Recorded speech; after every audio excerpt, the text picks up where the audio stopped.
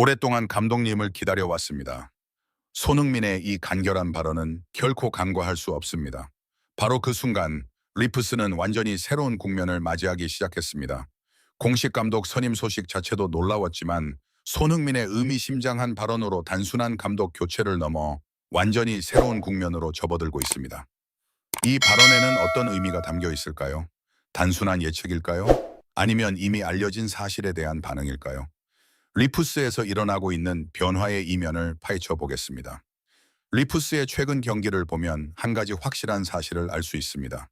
단순한 0대 0 무승부가 아니라 팀의 구조적 문제점과 한 선수의 고립을 동시에 드러낸 경기였다는 것입니다.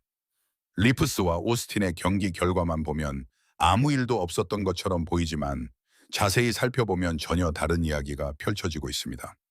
특히 손흥민이라는 이름을 중심으로 말이죠. 경기가 끝난 직후 제가 가장 먼저 느낀 것은 결과가 아니라 분위기였습니다. 손흥민의 표정. 단순히 골을 넣지 못한 공격수의 실망감 그 이상이었다. 아무것도 할 수 없다는 무력감에 가까운 감정이었다. 그리고 그 순간부터 모든 것이 바뀌기 시작했다. 인터뷰에서 나온 한마디. 이건 선수 잘못이 아닙니다. 이 짧은 한마디는 경기 결과보다 훨씬 더 큰 파장을 일으키며 이후 모든 논란의 시작점이 되었다. 팬들의 반응은 즉각 폭발했다. 왜 손흥민을 저렇게 기용하는 거야? 이건 전술이 아니라 낭비야. 세계적인 선수를 고립시킨다는 비판이 쏟아졌다. 특히 국제축구계에서는 이 상황을 전술적 감옥이라고까지 표현했다. 다소 과장된 표현일 수도 있지만 경기를 끝까지 본 사람이라면 왜 그런 표현이 나왔는지 충분히 이해할 수 있을 것이다. 나도 같은 생각이다. 단순히 경기력 부진의 문제가 아니었다. 애초에 올바른 접근 방식을 펼칠 수 없는 환경이었다. 경기를 자세히 보면 이상한 패턴이 반복되는 것을 알 수 있다. 손흥민은 분명히 움직였다. 공간을 만들려고 노력했고 슈팅을 시도하고 찬스를 만들어냈다. 하지만 결과는 항상 똑같았다. 막히고 가로채이고 고립되는 일이 반복되었다. 이유는 간단하다. 손흥민이 공을 받는 순간 상대 수비는 이미 완벽하게 준비된 상태였다.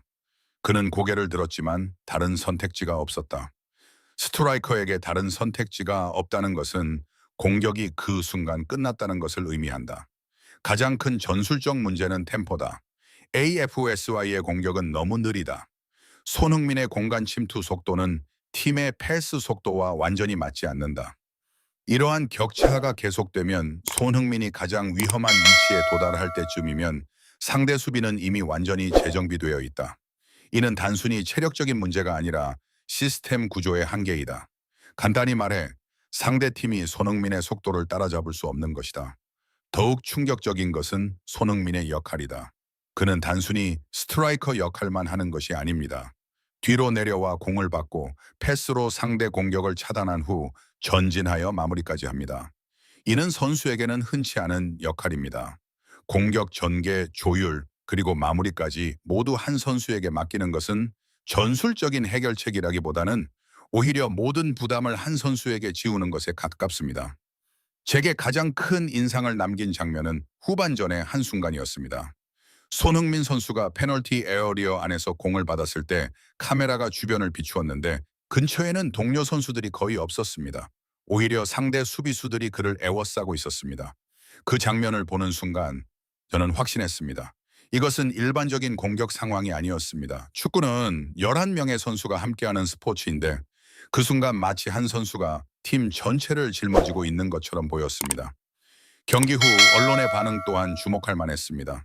단순히 경기를 평가하는데 그치지 않고 드러난 구조적인 문제점들을 분석했습니다. 전술적 실패, 스타 플레이어 고립, 팀 밸런스 붕괴와 같은 표현들이 등장했고 일부 전문가들은 이것이 단순히 선수 개인의 문제가 아니라 시스템적인 문제라고 주장했다. 이러한 지적은 현재의 상황이 일시적인 부진이 아니라 재발 가능성이 있음을 보여준다는 점에서 매우 중요하다. 더욱 우려스러운 것은 상대팀의 대응이다. 오스틴 감독은 손흥민을 직접 맨마킹하는 대신 손흥민에게 가는 볼의 경로를 차단하는 전략을 택했다. 다시 말해 손흥민을 고립시키는 데 집중한 것이다. 이 방법이 효과적이라는 사실이 입증되었다는 것은 매우 위험한 신호입니다. 다른 팀들도 이를 따라할 가능성이 매우 높기 때문입니다. 약점이 드러나면 리그 전체에 공유되는 전략으로 빠르게 확산될 것입니다. 결국 이 문제는 한 경기로 끝나지 않을 가능성이 큽니다. 오늘과 같은 상황이 반복된다면 손흥민은 계속해서 비슷한 상황에 놓이게 될 것이고, 이는 개인적인 문제에서 팀 전체의 문제로 번질 것입니다. 그렇기 때문에 저는 이 경기를 단순한 무승부로 보지 않습니다. 절대 그렇지 않습니다. 오히려 경고라고 생각합니다. 개인적으로 손흥민의 기량이 떨어졌다고 생각하지 않습니다. 오히려 정반대입니다. 그는 여전히 최고의 선수이고 오늘 경기에서 그것이 분명히 드러났습니다. 다만 그의 잠재력을 완전히 발휘하지 못했을 뿐입니다. 이런 상황에서는 선수의 컨디션이 중요한 것이 아니라 어떻게 활용하느냐가 중요합니다. 이제 선택은 구단에 달려 있습니다. 손흥민을 중심으로 시스템을 재편할지 아니면 현재 구조를 유지할지는 이 결정에 따라 구단의 미래 방향이 완전히 바뀔 수 있습니다. 그리고 이 문제가 해결되지 않는다면 지금 우리가 보고 있는 상황은 시작에 불과할지도 모릅니다. 한편 클럽의 감독이 산투스 감독보다 더 나은 선택으로 거론되는 이유는 단순히 그의 명성 때문만은 아닙니다. 전술적 통찰력, 선수 활용 능력, 리더십, 위기 대처 능력 등 전반적인 경쟁력에서 차이가 나기 때문입니다. 특히 산투스 감독이 현재 직면하고 있는 문제들을 고려해보면 클럽이라는 이름이 거론되는 순간 분위기가 바뀌는 이유를 알 수 있습니다. 전술적인 측면에서 클럽의 감독은 세계적인 수준의 체계적인 축구 스타일을 구사하며 그러한 전술을 실행하는 데 있어 풍부한 경험을 가진 리더입니다. 그의 대표 전술인 게겐프레싱은 단순한 압박이 아니라 공을 즉시 되찾아 공격으로 전환하는 시스템입니다. 이 과정에서 각 선수의 역할이 명확하게 정의되어 있으며 특히 공격수들은 단순한 골잡이를 넘어 전술의 출발점 역할을 합니다. 반면 산토스 감독은 빌드업 단계에서 명확한 설계가 부족하다는 비판을 꾸준히 받아왔습니다. 그 결과 공격수들이 드리블을 위해 미드필드까지 내려와야 하는 구조가 반복적으로 나타납니다. 이는 단기적으로는 빈틈을 메울 수 있지만 장기적으로는 공격 효율을 떨어뜨리는 요인이 됩니다. 두 감독의 차이는 손흥민과 같은 선수를 활용하는 방식에서 더욱 두드러집니다. 산토스 감독은 과거에 다양한 유형의 공격수들의 강점을 극대화하기 위해 최적의 위치에 배치하는 사례를 많이 보여줬습니다. 그의 특징은 스피드와 드리블 능력을 갖춘 선수들에게 충분한 공간을 만들어 공격 지역에서 결정적인 순간을 만들어낼 수 있도록 팀 구조를 설계하는 것입니다.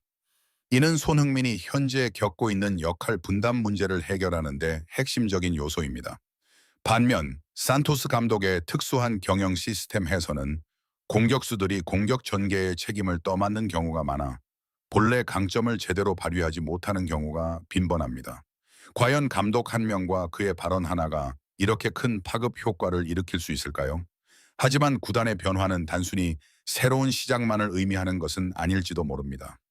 새 감독 선임은 단순한 전술 변화를 넘어선 근본적인 변화를 시사하며 손흥민의 발언은 이러한 변화의 방향을 암시하는 신호일 수 있습니다. 이러한 모든 흐름이 맞아떨어진다면 팀은 완전히 새로운 모습으로 재탄생할 가능성도 있습니다. 여러분은 어떻게 생각하시나요? 손흥민의 발언은 단순한 낙관적 기대일까요? 아니면 변화의 시작을 알리는 신호일까요? 댓글로 여러분의 생각을 남겨주세요.